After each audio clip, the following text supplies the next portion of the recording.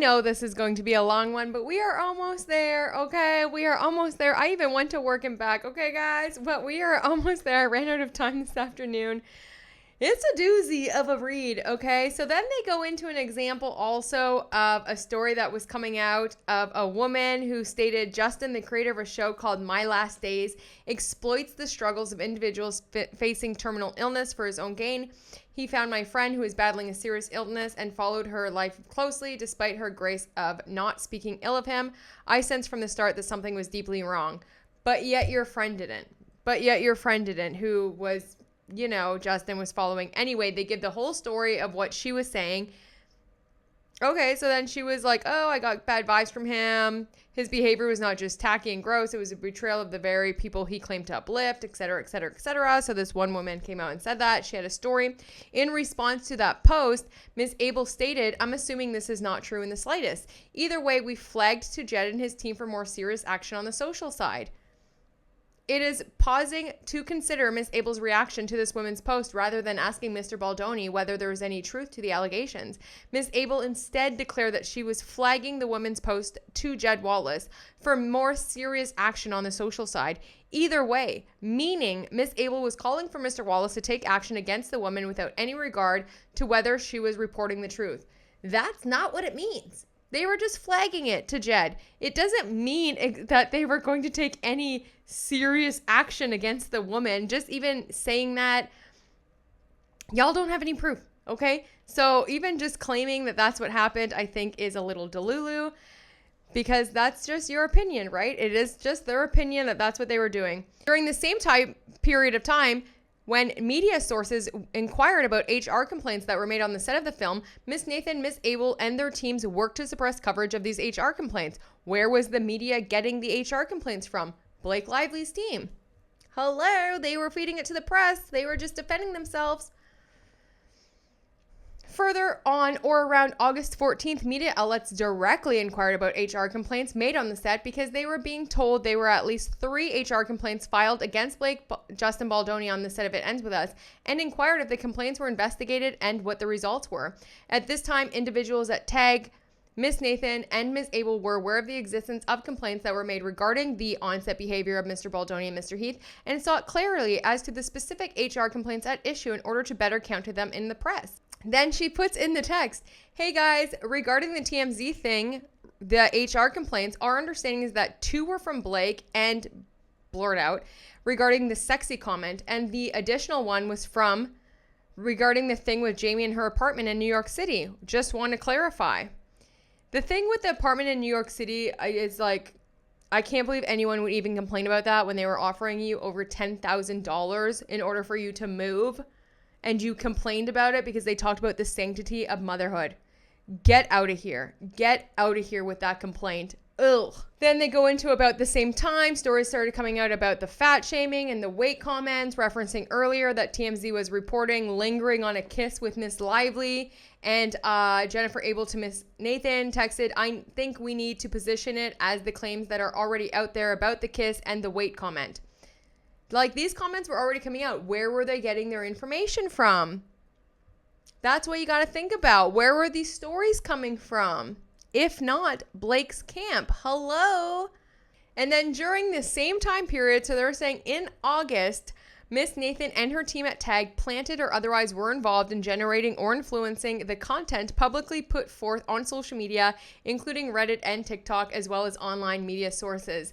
Now, there are subs on Reddit that have come out, and they started their account in August with all of this stuff, who have come out now and publicly said, like, hey, I'm the sub of this account, and this is only for me. Like, I just started it myself. Like, I'm not working for nobody.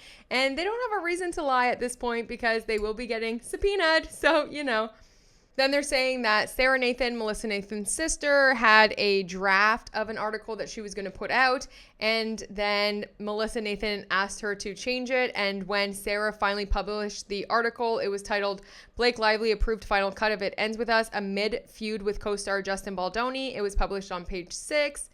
And the New York Post, I don't think anything wrong with that, since that's exactly what happened. Blake Lively did take over the movie and finish it herself. She locked everyone out of the editing room and sent them to the basement. The article addressed, among other topics, Miss Lively's role in approving the final cut of the film, but emphasizes how Miss Lively's contributed to almost every aspect of the film, that her husband wrote one of the most important scenes in the movie, and that she was begged to remove one of the song choices from the film, despite Mr. Baldoni's ownership of the rights to the book via his production company Wayfair. No lies were told, once again. The language contained in the article is almost a verbatim copy of the language exchange between Sarah Nathan and Miss Abel via text, and reflect multiple of Miss Abel's revisions to Sarah Nathan's original proposed draft. I don't see still where, like what's happening, but maybe they'll explain it more, because this to me just seems like really good PR. Tag publicly shared this article on one or more social media platforms, including Reddit, prompting various negative comments in relation to Miss Lively and her husband, and the narrative that Miss Lively steamrolled or bulldozed Mr. Baldoni and the film for her personal gain. Again, no lies told. And they're allowed to share stories that are publicly out there. They're not in charge of how the public is going to react to those stories. Again, no lies were told. Blake Lively, from her own admission, came out and told us that her husband actually wrote that rooftop scene. Blah, blah, blah. Then we get into all the Blake Brown. She's saying that timing to release Blake Brown was already done, but it was already, made a year before.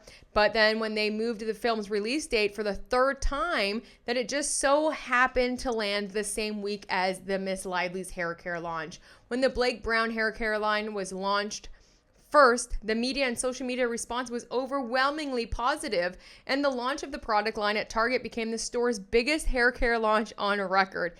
Yet, at exactly the same moment that defendants launched the retaliatory campaign powered on the digital side of Mr. Wallace and his team, the Instagram account of Blake Brown was flooded by harassing and derogatory comments, including many posted by user accounts that had no followers and no prior post, most of which did not relate to the brand's products. To take just one example, one comment posted on the Blake Brown account by a user that, as of December 19th, 2024, shows user metrics indicating 0 posts, 0 followers, and 0 following, commented, "How about you stop paying the media to trash and smear Justin? That would be a good start, you awful human being." Another user who wrote, with 0 posts, 0 followers, and 0 following, posted, "We want Justin's cut of the movie. He actually cared about DV." So, do you know how many of your followers, Blake, have 0 posts, 0 following, and 0 followers? Yeah, because you buy them. So it's like, what? And also through August, maybe you had a rough 2 weeks or a week. Why was that? Your own actions at the press tour. But then if you look at the entirety of August, you actually gained almost 1 million followers. So, you got to take the good with the bad. Then they say on August 15th, Mr. Baldoni texted Miss Nathan and Miss Abel stating that his business partner, Mr. Soritz, suggested flipping the narrative arising from unnamed sources who had made false claims about Mr. Reynolds' involvement in the script of the film, and suggested ways to manipulate those rumors to make Mr. Reynolds appear to be anti-feminist. There was no truth to these claims. So really the text just says, "No worries, quickly, my partner Steve asked about flipping the narrative from this leak. This AM about Ryan saying script was a disaster and he saved the movie." Then Melissa Nathan or Jennifer Abel, they say, or from Justin Baldoni, this is again from Justin Baldoni, to something about Ryan claiming that the female hired was feminist writer, didn't know how to tackle a female film, etc., using their own words against them. So using their own words against them. I mean, it just sounds like they were getting really prepared here to see what else was going to happen, Doesn't look good, but I mean, when you're being attacked, you have every right to defend yourself as much as possible, especially from these monsters. I mean, if these stories are coming out and they're all bad about you, you're going to try to use everything you can to spin the narrative. I mean, that's just smart PR. Then they say the chief problem with these stories was that they were not based on any of Mr. Reynolds' own words. Mr. Reynolds never said that the script was a disaster and he saved the movie, nor did he ever claim that the female hired was a feminist writer who didn't know how to tackle a female film, nor were there any evidence backing up Mr. Soritz's proposed line of attack on Mr. Reynolds. This is where I lost my mind. I talked about it a little bit in a short video I made yesterday, but then they attack his religion. Just a week before this creative suggestion to smear Mr. Reynolds, Mr. Sorowitz had posed for pictures with Mr. Baldoni and Mr. Heath at the opening of the Wayfair Foundation wearing a shirt that said, "Seek always to do which is right and noble. Abdul Baha." Mr. Sorowitz' proposal to retaliate against Miss Lively by seeking to harm her husband's reputation makes a mockery of the mantra Mr. Sorowitz professes to follow when on camera. This absolutely unnecessary. It's low. It's low, Blake. Even for you, okay? Even for you, it's low. And it was unnecessary. It literally didn't have to be in here. Like, even just to say that, just to bring up his religion and the shirt that he's wearing is crazy work. And then here Blake is saying, meanwhile, Miss Lively neither publicly commented nor directed any of her representatives to comment to or engage with the print media, social media, or otherwise about the hostile work environment Mr. Baldoni, Mr. Heath, and Wayfair created. Indeed, throughout the time period discussed herein, Miss Lively never provided her publicists with details about the hostile work environment that she, alongside the other cast members and crew, had experienced. Moreover, Miss Lively expressly instructed her publicist, Leslie Sloan, not to engage with press inquiries, including ones regarding the on-set behavior of Mr. Baldoni, Mr. Heath, or Wayfair. In other words, Miss Lively's instructions to her publicist were the opposite of a smear or exposing him, even while she believed he was behind the attacks on her. Mr. Reynolds confirmed that instruction to Miss Lively's publicist on August 13th and again on August 29th, directing her to continue to remain quiet and to do nothing to shape any stories, whether positive or negative, reiterating any instruction that both he and Miss Lively had given her verbally at the premiere of the film in Denmark on August 9th, to not talk to anyone about any of the attacks on Blake. Then finally, we have some text messages, some kind of proof of what she's saying actually happened, whether these are true or not. That's not for me to decide, right? But there is text here where it says, "Hi, it's Les, just checking in to tell you I'm thinking about you, B, and the family, hugs." And then she wrote, "Thank you. This is the craziest thing I've ever witnessed in my life, but it will all be resolved. Hi, sorry to bother you, but this is clogging my inbox. I'm not answering." And then it says about her brother-in-law, Bart Johnson, because, you know, he came out and whatever. And then they write, "Thanks for sending. It's imperative we stay silent on everything and speak to nobody. As I mentioned in Denmark before Blake's premiere, to not talk to anyone about any of these attacks on Blake. Just making sure you haven't done that at any point. I think this is sweet Bart said this, but the only thing to do is remain quiet for now. I have not per your instruction," which we already know isn't true, because there are text messages from Leslie saying that she did talk to the media, and there's sources from the media like James Butiska who said that he talked to Leslie Sloan. So this is a lie, and as well as I don't even know if these are real or manipulated. That's what we'll find out when we get there. But it's weird that they just have like screenshots instead of like the program that they used, you know, to pull the text messages that they said doesn't have emojis in them. As on August 10th, Miss Lively sent a text message to a female cast member regarding how she was doing, writing that she was both thrilled and so bummed. Him literally hiring bots to attach my character while I promote a movie that he benefits most from financially is a terrible feeling. It's almost impossible to comprehend. Okay, really? I bet this is all the same actress. You know, the actress that likes to beat up her boyfriends? Yeah, it's all the same actress. And then it basically just goes into how everyone at Sony was so happy, and they were so happy about the movie, and they were thanking Blake, and they couldn't believe it. And do you know why? Because they were making money. Money. They don't care about you, girl. They don't care. They wanted to make money. So then it goes into a lot of fluffing of Blake and how great she did and how everyone at Sony was so happy. And then she does actually put in her little apology here, remember? Because she just blurted out that Ryan Reynolds rewrote the rooftop scene out of nowhere. The audacity. On the same day, Miss Lively reached out to the film screenwriter Christy Hall after she was questioned about an impromptu comment Miss Lively made about Mr. Reynolds' input of the rooftop scene in the film. Miss Lively expressed a heartfelt apology that her comment resulted in questions to Miss Hall, which Miss Hall graciously accepted. What else is she supposed to do? Tell you that you totally crossed the line? sharing that she did not take Miss Lively's comment personally. At the same time, Mr. Baldoni and Mr. Sorowitz were scheming with their crisis PR team to find a way to exploit this moment to flip the narrative and paint Mr. Reynolds as anti-feminist. They go on and on about her and this other female cast member were texting each other about like some of the comments that they were getting on social media, and they just couldn't believe it, and it's just like a really bad thing. Social media, they keep getting attacked, etc., etc., etc. And Miss Lively was deeply disappointed that neither Wayfair nor Sony had stepped in to correct the record. What record? It was based off your own actions. If Lively would have came out and made a statement apologizing for how she was on the PR tour, this would have been gone. It would have been done with. The people would have forgave her. She would have been totally fine. But then she would have just let Justin and Wayfair go out into the world being like these serial sexual harassers. She's not a voice for women. She didn't stand up when she needed to. Ugh, it makes me so mad, guys. Then I guess some execs reached out to Blake and she responded, "I'm not in a good place. This has been deeply painful and I feel so hung out to dry from production to this PR crisis. No one stepped forward. I wish so much that I was okay, but I'm really not." At least funny she's saying that she texted some people because, you know, like, what's good, girl? "I know it's been hard and horrendously unfair," from Sony. "I hope soon you can better take in the incredible film you made that audiences love around the world. It's so rare this happens. And you did that. You also will have $330 million worth of eyeballs watching a film about DV. That is so important and affected so many lives for the better. That's because of you." Then we have some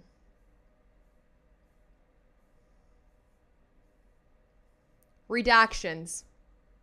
Yeah. Okay. I guess that was about Jed Wallace because now finally she's talking about Jed Wallace again. This whole amended complaint I thought was supposed to be about Jed Wallace, but maybe that's things that they got from his discovery. I don't know. I have no idea. It is public knowledge that Miss Lively resides in New York with her family. However, Mr. Wallace certainly understands that Miss Lively resides in New York and was engaged in promoting a film in New York because Mr. Wallace was sworn under penalty of perjury that he was, at a minimum, engaged in passive observation and analysis of the social media environment as it pertained to It Ends With Us. That social media environment was rife with posts demonstrating Miss Lively's connections to and residents in New York and the efforts to promote the film in New York, including Mr. Wallace and street relations co-conspirator. For example, simultaneously with Miss Nathan's initial outreach to Mr. Wallace, Miss Lively posted photographs of her Instagram account showing interior shots of her New York City apartment, partly to promote the film. What? Because you posted shots in New York? He should know that you're in New York because you took a photo in New York? What does the caption say? Blue jean baby, New York lady? That's supposed to mean that he should be well aware because you took a picture, and you're saying that this picture was to promote the film, but then you even say to partly promote the film? What? That is a lame ass excuse if I've ever heard one. And then he should have known because she put in a caption, "This dress is 30 years old but doesn't look a day over 25. Thank you for having me on the show." And because that show films in New York, oh my gosh. Wow. Okay. This is very interesting that this is the excuse that we're using here. And because articles came out publishing that Blake Lively shares a look inside her New York City apartment with Ryan Reynolds, listing the social media post that Miss Lively had posted in connection with the Ends With Us promotional tour. Oh, gosh. So then they do say, while Mr. Wallace swore that he concluded work related to Justin Baldoni in early November of 2024, and the court relied on that sworn statement in granting his motion to dismiss, ... redacted, and other documents produced in discovery make clear, redacted. In other words, Mr. Wallace was not a plaintiff in the Wayfair Party's retaliatory lawsuit against Miss Lively, all while fully aware that the Wayfair Party's retaliatory countersuit would be filed and was being maintained in New York. Further, given that Mr. Wallace remained involved in closely coordinated work with the other defendants from early August 2024 to at least early 2025, it is implausible that he would have not learned during that time, and certainly prior to the filing of the retaliatory lawsuit and the construction of the related website, that Ms. Case and Ms. Coslow are New York residents actively transacting business in New York on behalf of TAG and otherwise in order to perform numerous overt acts in furtherance of the conspiracy. Oh my God, there was no conspiracy.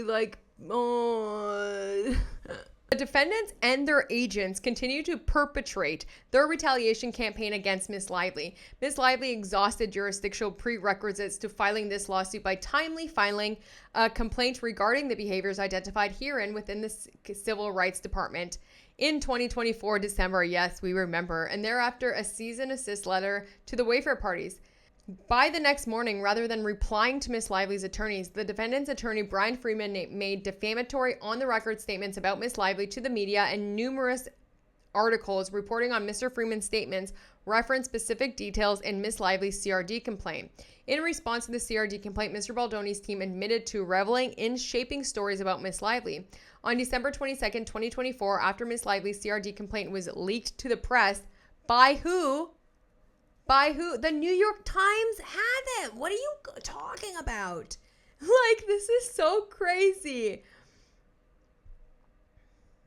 Ms. Abel posted to a PR and marketing group on Meta to defend herself among her peers. Stunningly, even while attempting to deny Ms. Lively's allegations, Ms. Abel conceded to the retaliatory nature and intent of the campaign, stating that Wayfair, Mr. Baldoni, and the larger team had prepared for, that is, conspired to perpetrate a smear campaign, including negative press and social combat planned, and had further been prepared to talk over the top steps to protect Mr. Baldoni. Further, since receiving notice of the CRD complaint, Mr. Wayfair, Mr. Baldoni, Mr. Wayfair, Mr. Baldoni, Mr. Heath, and the associates ramped up the retaliatory campaign.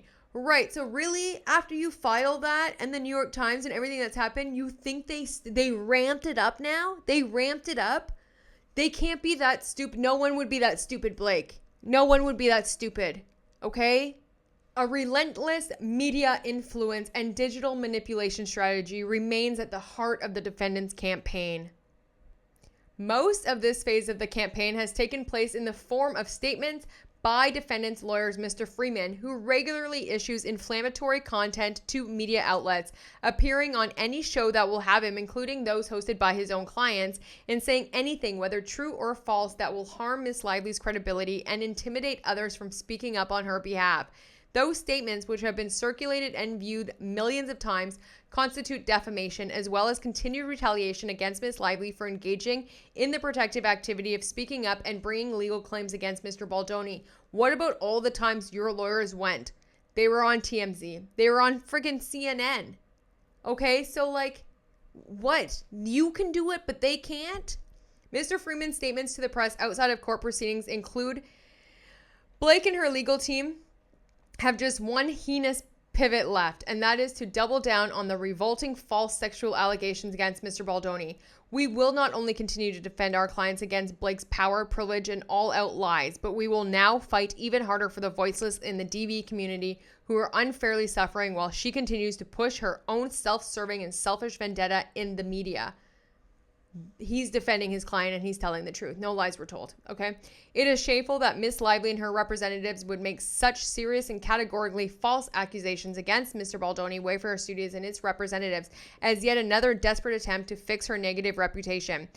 Ms. Lively claims are completely false, outrageous, and intentionally salacious with an intent to publicly hurt and rehash a narrative in the media. What's the lie?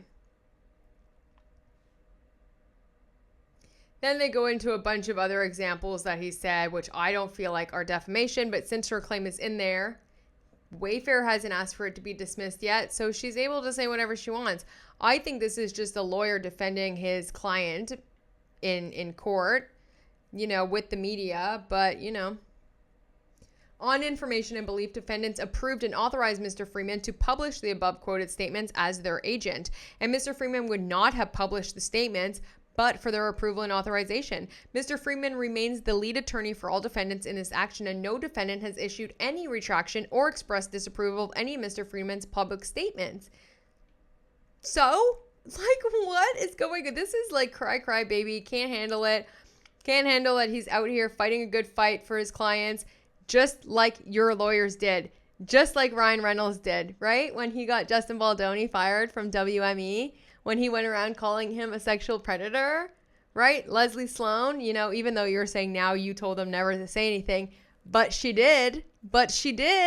These statements above were published with actual malice because defendants know that the core narrative advanced by Mr. Freeman that Miss Lively fabricated made-up sexual harassment claims to seize his control of the film is false.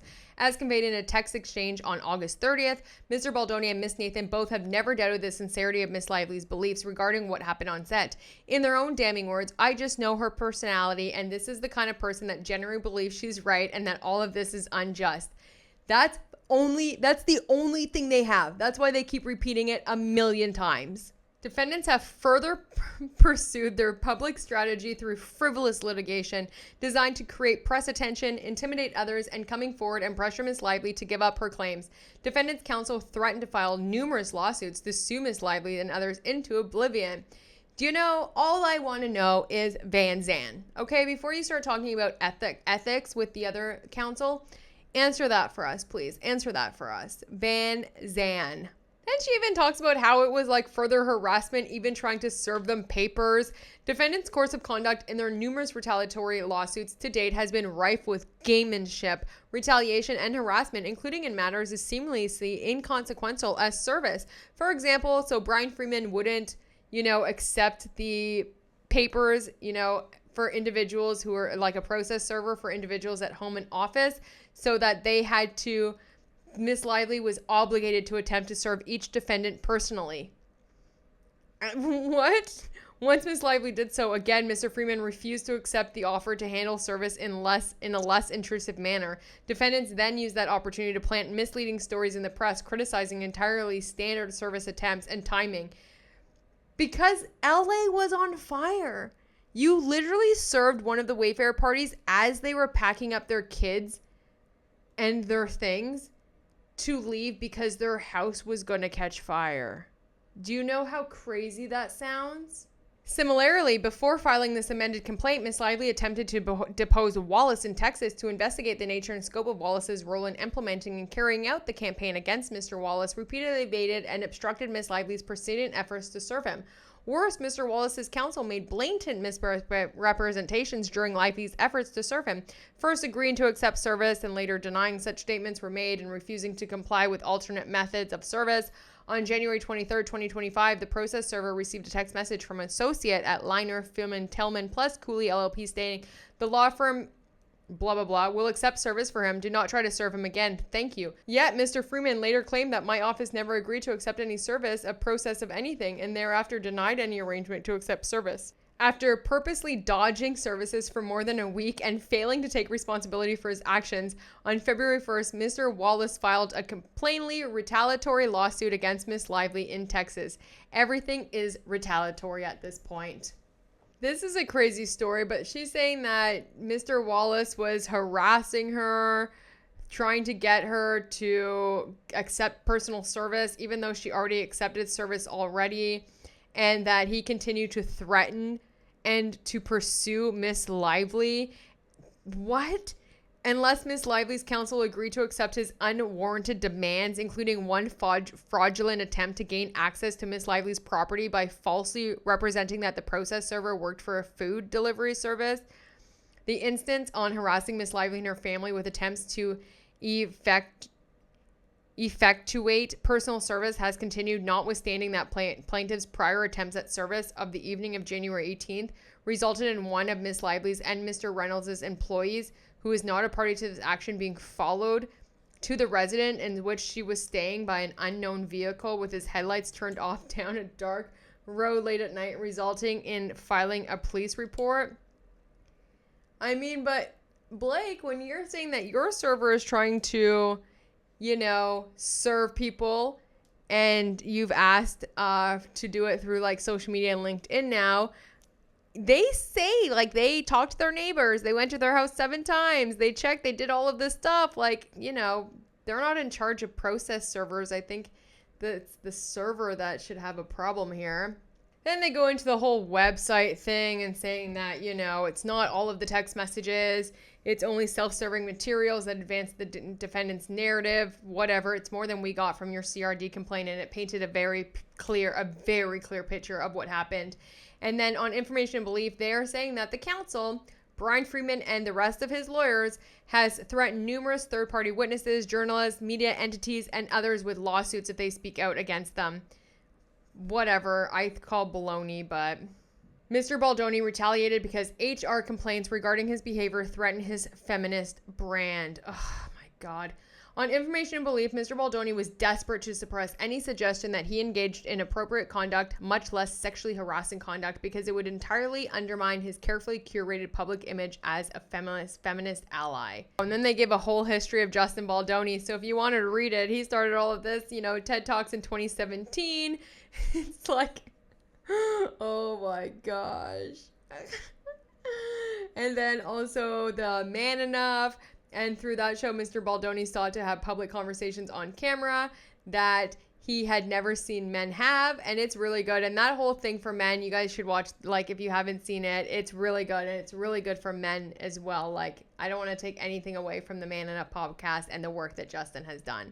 And then, guys, I'm not even kidding. It's pages and pages and pages of quotes from Justin Baldoni and all of his show. Look at this. Just she's obsessed.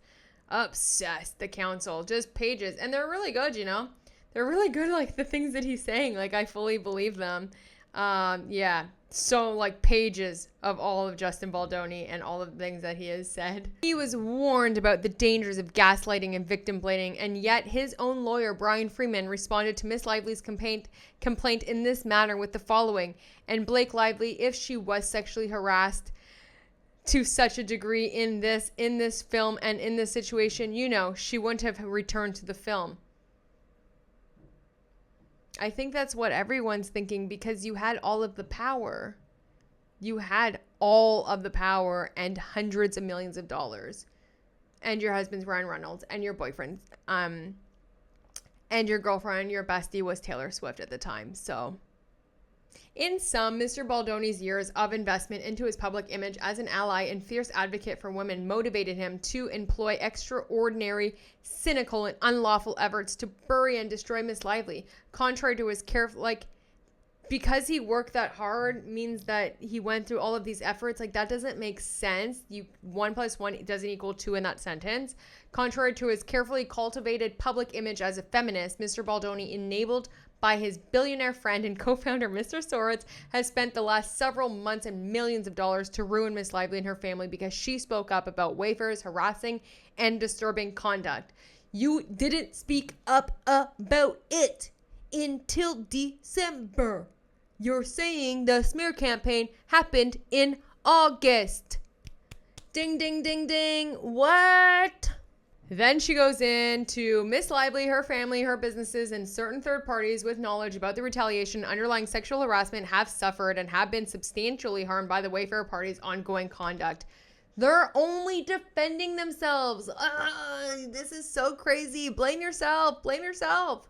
The significant spike in the volume of negative sentiment towards Miss Lively included notable spikes on approximately August 8th and 14th.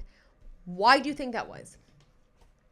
Could it be because that was the week that you were doing the most horrendous PR work? Your own actions? Hello, ding, ding, ding. We have a winner. As to date, the sentiment towards Miss Lively turned toxic, with a sudden increase in negative comments, including hypersexual conduct and calls for Miss Lively to go F herself. For example, the following viral post appeared on X in mid-August of 2024, tagging Miss Lively.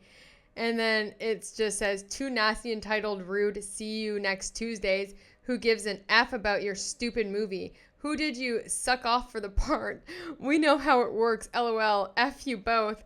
I mean, these are just very disturbing. These are unhinged, the most unhinged people. Some people don't know the difference between reality and hiding behind their keyboard, and they go off. And I think we've just given people so much access to us on social media to be able to type whatever they want to type and get all of their stuff, but to your face would never. So, I mean, to pull up the most unhinged comments. I mean, it's kind of funny. It's kind of funny, but she didn't like that one, y'all. She did not like that one. I bet that person got a subpoena. Nearly decade-old interviews of Miss Lively's were resurfaced, commenting on her tone, posture, diction, and language. Yes, we pulled up everything. Everything was pulled up because of how you were acting. Miss Lively was criticized for how she was marketing the film without the context, of course, that she was implementing the agreed-upon marketing plan. Blah, blah, blah. Shut up. And you know what's so crazy is like she thought that she was so cool, you know, redacting the people's usernames. Oh yeah, privacy. I would never dox people. But then in the footnotes, and I'm not gonna keep it on that page. In the footnotes has the people's usernames and links to their social media. So like, hello, what are you doing? What are you doing releasing people's, like, it's just so bonkers that she gets away with this. She just keeps thinking that we are all still active and continuing a campaign against Miss Lively. That's why even now we have such poor sentiment against her, is because this is still from the retaliation campaign and Wayfarers on this. Now it does show like, you know, the counter and the following of Miss Lively, and there was definitely spikes here. The devastation of Miss Lively's representation continued through the end of 24 and into 25. Why do you think that is? Why do you think it spiked in August and then spiked again in December? Could it have spiked at the beginning of August because of your actions and then spiked again in December because everyone had forgotten already about you? And then you filed the story in the New York Times. You gave them the story. So why do you think those spikes happened? Like, accountability, people. Accountability. And she does talk about how, and I do remember this, and I feel really bad for this, guys, because, like, don't attack people. Like, violence is never the answer. Crude things are never the answer. It's kind of crazy. But yes, in January, people were flooding her Instagram account, tagging her in all of this porn. She clocked that, I guess, and did not like it. Blake Lively Instagram flooded with porn amid Baldoni war. TMZ reported that Blake Lively has been targeted with a massive troll campaign amid her legal war with Justin Baldoni. They didn't have anything to do with this. I can 1000% guarantee you right now that they had nothing to do with this. These were just internet people being internet people. That's ridiculous to even put this in here thinking that, you know, I don't know if they're trying to blame this also on Wayfair, but that is just absolutely nuts. She's talking about when Prime Video released Another Simple Favor, the announcement immediately faced a steady stream of comments repeating the false and harmful statements invented and perpetrated in the smear campaign, financed by Mr. Soritz and the defendants. These actions were designed to damage the success of Miss Lively's new film. I'm telling you right now, they did not pay people to go and do this. This had nothing to do with Wayfair. These were actual people, like real people, like that really felt this way. Okay, this was not Wayfair. I can guarantee you 100% this is real people sentiment. She's not clocking it, guys. She's still not clocking it. And I mean, the comments speak for themselves. I mean, I did a whole video before about all of these comments. Yeah, and it's just, it's true. Like, you know, then there was this post that was like, F Blake Lively and Ryan Reynolds. They're nothing but Hollywood losers who thought they could bully and hijack somebody's movie. Look at all of these comments that she put in there. Oh my God. Every woman with a son should effing hate the sight of Blake Lively. Facts. This vitriol and violence is unlike anything Miss Lively has experienced in her 20-year career. This is a 20-year career because didn't you take like a bunch of time off to be a mom and have kids? And like, I don't think you were actually working for 20 years. Okay, yeah, I guess from start to finish, if you want to do that. I mean, I would say the career is probably kaput at this time, but you know, at no point until the initiation of defendant's campaign had Miss Lively or her family experienced anything remotely like the above. Yeah, because now we see you. So you haven't been in the press in a very long time, Blake. You hadn't been out doing PR, I think, since the first Simple Favor. So now we see you and we saw how you acted and you're disgusting, distasteful. What you were doing during that PR for It Ends With Us, I've never seen anything so gross in my entire life, especially for a movie about DV. You had women going into the cinema thinking this was a love comedy, like super fun summer movie. It's like, what? I saw where you were actually blow drying and shampooing people's hair with your products. What does this have to do with DV? You were literally selling alcohol, promoting alcohol. You had Ryan Reynolds play a jealous husband during a campaign for a movie about domestic freaking violence. The campaign has been devastating, garden variety devastating to Miss Lively, including by causing substantial harm to Miss Lively, her family, as well as her businesses and all the people who work at each of them. Unlike Wayfarer, Mr. Baldoni, Miss Lively has been precluded from not only experiencing the success of the film, but also having the ability to engage further with her businesses, fans, and social media followers without immediately triggering an onslaught of hateful and violent comments. Instead, Miss Lively and her family have been forced to contend with not only an incessant and wide-reaching negative media campaign, but also violent threats against Miss Lively and many who associated with her. When it became clear that this media blitz was the result of intentionally seeding, cultivated, and financed campaign against her, Miss Lively began to experience mental, physical, professional, and financial harms that continue to the present. Garden variety.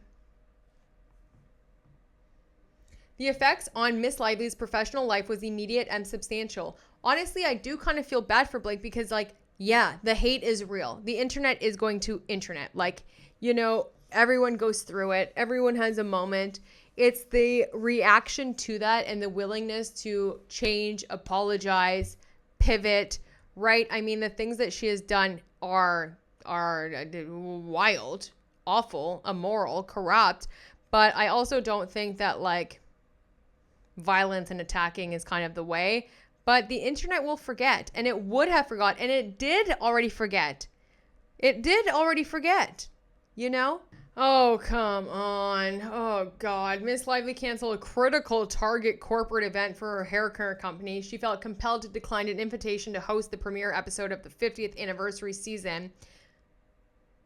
She has since turned down her other acting and directing opportunities as a result of feeling harassed and fearful of further attacks on herself, her family, and her colleagues. She has also canceled multiple appearances on behalf of her businesses since December of 2024 because of the constant online vitriol directed at her brands. Why then can't we stop seeing you everywhere? Why? Why are you and your husband everywhere if you've really taken a step back and canceled everything? The retaliation campaign against Miss Lively has severely damaged her companies. The long-planned launch of her hair care line, Blake Line, a date which was more than a year prior to the date. Yeah. And then all of her businesses, Betty Boo's, her hair care line, as well as her own Instagram. She has to have limited comments on her personal Instagram because of the toxic harassment she's receiving. And then look at all of this. Cancel Blake. Hashtag Justice for Justin. Team Justin. Blah, blah, blah, blah, blah, blah. The emotional impact on Miss Lively has been extreme, not only affecting her, but her family, including her husband and 4 children. Right, okay, and then she talks about how she can't get out of bed, she hides behind closed doors, she suffered from grief, fear, trauma, and extreme anxiety. Yeah, she's also been experiencing repeated and painful physical symptoms as a result of this experience. Mr. Reynolds has been affected mentally, physically, and professionally by his wife and children's pain. Worst of all, however, has been the impact of their young children, who have been traumatized and emotionally uprooted in ways they have substantially impacted their well-being, but not severe enough to produce your medical records that a doctor or therapist or anyone has been treating you. Not that extreme, though. Miss Lively never sought out conflict with Wayfarer, Mr. Baldoni, or Mr. Heath, but instead consistently attempted to speak up for a safe and respectful workplace privately in the hopes of protecting himself, as well as the cast and crew, without jeopardizing a film that she believed could make a difference in people's lives. What? In response, Mr. Baldoni, Mr. Heath, and those working for them sought to destroy Miss Lively and anyone else who might dare to speak the truth. Miss Lively's discovery to the full extent of the retaliatory campaign launched by the Wayfarer parties and their associates left her with no choice. Oh my God. So her first cause of action is sexual harassment in violation. So they're getting back to the sexual harassment because it's been all pretty much the smear campaign that never existed. So anyway, the first cause of action is the sexual harassment. The second cause of action is retaliation in violation of title, whatever that is, against It Ends With Us movie. So in the contract, it said that they wouldn't retaliate. Their third cause of action is sexual harassment in violation of FEHA, F-E-H-A. We've already read all of that. The fourth cause of action is retaliation in violation of FEHA. Wait a second. Fourth cause of action. Fourth? Okay, anyway, that looks like it's almost the same. What does that say? Oh, it's the same thing. Anyway, the fifth cause of action is retaliation in violation of the California Labor Code. The sixth cause of action is failure to investigate, prevent, and or remedy harassment in violation of FEHA. The seventh cause of action is aiding and abetting harassment and retaliation in violation of the FEHA. And that's against Nathan, Tag, Abel, Wallace, and Street Relations. The eighth cause of action is a breach of contract, the actor loan-out agreement. The ninth cause of action is breach of contract, contract writer agreement. The 12th cause of action, because remember 10 and 11th are gone, are false light invasion of privacy. The 13th cause of action is sexual harassment in violation of California Civil Code. The 14th cause of action is defamation, defamation per se, against Wayfarer, Baldoni, and Heath. The 15th cause of action is civil conspiracy, and that's against all defendants because they were all part of the conspiracy. And prayer for relief for a money judgment representing compensatory damages, including consequential damages, lost wages, earnings, and all other sums of money, together with interest on these amounts for an amount, blah, blah, for an award of money judgment for mental pain and anguish and severe and serious emotional distress. How can you try to prove severe and serious emotional distress and don't want to give any of your doctor's notes? You've already said it's garden variety at this point. For pre and post judgment interest, for statute, blah, blah, blah, blah. Demand for jury trial. Miss Lively demands a jury trial on all causes of action, triable by jury. For sake of time, because I know this video is running double long, okay, I try to keep my videos about an hour, and this is already going to be 2 hours. We're going to jump right into your comments. If you're still here, thank you. I hope you found it interesting. You found some new information, and you could just let it sink in by really looking at what is going on and being filed. But let's just go over some of your comments. Thank you everyone that's been commenting. I love them. There were so many good ones. Thank you for all the love and support. And I think it's really amazing. But let's just go right into it, okay? Bye Diesel Hate. Which is really great. I posted, a little bit of change that I've been going through in the last year and how 1 year can literally change your whole life. And they wrote, wow, I recently made the same vow after my divorce and job layoffs. I am not going to let anyone or any life situation ruin the gift of life that was graced upon me. Nothing can make you and nothing can break you. We are not our experiences and we grow from all experiences. I love this. Thank you so much for your support. And I am so happy for you that you made the change. You recognize it in yourself and you're able to, grow from here. Talking about the deposition day, Christy Brennan 3201 wrote, if that's the kind of witnesses she has, her case is non-existent. Can't believe her entitlement. Blake, you need to turn up, stand in the little sticker, say your line, and go home like you were hired to do. What a nightmare of a woman. Careful now, Christy, you might get a subpoena. Serving Humanity 1844 said, thank you for sticking up for his religion. Saritz really does believe that quote he wore. He's actively in the process of divesting his enormous fortune to Nobel projects. Totally. That whole section, I couldn't believe it. And I still am kind of shocked that they're able to get away with it and file a whole new second amended complaint. Where was the part about bringing Jet in? What? That was the smallest section of the whole thing. They were able to just attack these people, attack his religion was so gross. That just did not need to be in there. Al the Aggraver 3747 wrote, Justin stopped his PR from going after her because he didn't want to attack the star of his movie. That's why he signed the 17-point document, because he would lose money at that point. All the time, Blake and her team was planting stories about Justin. Now she wants special treatment to be protected, and the judge is accommodating it.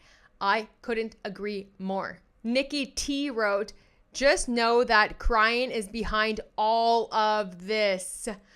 in my opinion. So easy to see it in the writing. I totally agree. Going after someone's faith is gross, probably because he doesn't have any faith but in himself. We will see how that works out for you. My God says you reap what you sow. Galatians 6. Gloria.L. Giger? Sorry. My question is how is Blake Lively more entitled to constitutional privacy, but no one else is? That's just insane.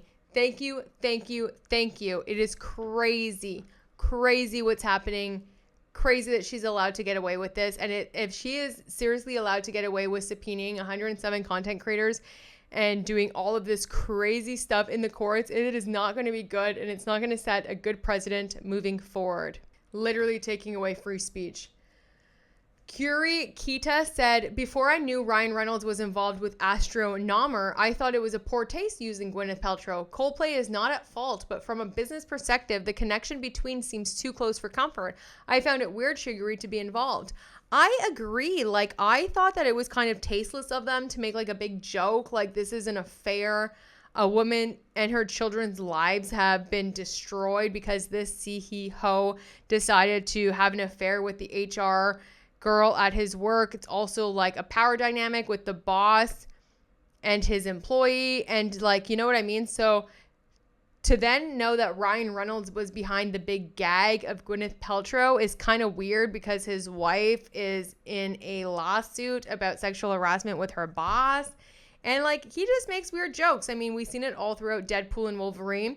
We saw it at the SNL 50, and now with this. So it really doesn't seem like Ryan Reynolds has a moral compass to ever look at, if I'm being honest, because it's just like, ew. At DG8340 said, I still think Ryan is orchestrating this so that when he divorces her, she'll never be successful and he will always be the winner. That's my theory.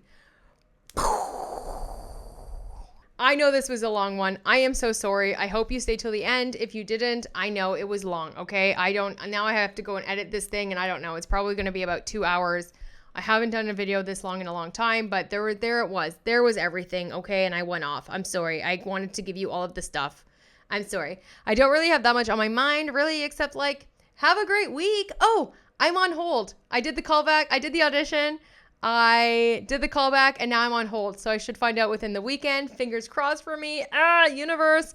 It's a commercial, but I'm going to be on set again, baby. So let's start there and then move up to, TV and films. Let's go. I'm pretty excited about that. And other than that, I'm just going to have a weekend. I'm going to love myself a little bit more. I'm going to enjoy it. I'm going to go to the beach, and I'm going to have a good time. And I hope you do too.